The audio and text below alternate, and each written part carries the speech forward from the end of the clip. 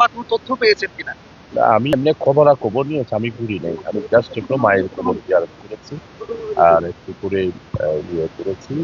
করেই আমি আমি প্রথম আমার বুচ্ছানটারা আসলাম। তো আমি একটু চিটংয়ের কিছু খবর নিয়েছি, পটিয়ার কিছু খবর নিয়েছি। আমার নির্বাচনী এলাকার আমার সম্মানিত ব্যক্তিবৃন্দ যারা আছে, বিশেষ করে পৌরসভা আলী শেখ আছে, প্রিন্সিপাল শেখ আর আরো অন্যান্যরা আছেন। খবর দিচ্ছে আলহামদুলিল্লাহ সবাই অত্যন্ত ভালো। কালকে রাত্রে আমি ধন্যবাদ জানাচ্ছি সেনাবাহিনী যারা টাকা বিতরণ করতেছে তাদের সবাইকে মানে তাড়াইছে, আমিরাবাদে তাড়াইছে, তারপরে মল্লিক সুবহানে তাড়াইছে। আর আমার এখানে সিটুয়া পাড়ার একটা লোক এসালনের মাসুদের পক্ষ হয়ে এখানে কিছু টাকা পয়সা।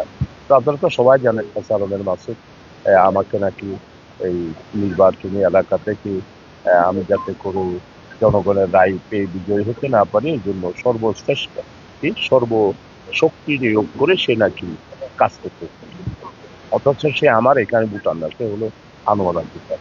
তো আমি এটা শুনেছি, সত্য মিথ্যা আমি কতটুকু জানি। পুরো সংখ্যার জায়গা আছে কিনা? ভোট তো মাত্র শুরু হলো, জি। পুরো দিন আছে, কোনো সংখ্যার জায়গা আছে কিনা, যে জায়গাটা আরো বাড়তি গুরুত্ব দেওয়া বা নজরে আনতে চাচ্ছেন, এরকম কিছু আছে না, কিনা? এরকম আসলে আমি আমাদের প্রশাসনের বিশেষ করে আমাদের সিইউর সাথে আলাপ হচ্ছে, আজকে সকালবেলা আলাপ হলো। তারপর আমার টিউনও দুজনে আমাকে সালাম পৌঁছাইছে, তাদের সাথে আলাপ হলো। তো সিরিয়াস তেমন কোনো ইয়ে নাই, কোনো সেন্টার নাই। কয়েকটা সেন্টার একটু ঝুঁকিপূর্ণ বলে মনে হচ্ছে, তবে আমি এটা মনে করি না পাবলিক ভোট দেবে এখানে মারামারি হওয়ার কি আছে বা ঝুঁকিপূর্ণ হওয়ার কি আছে।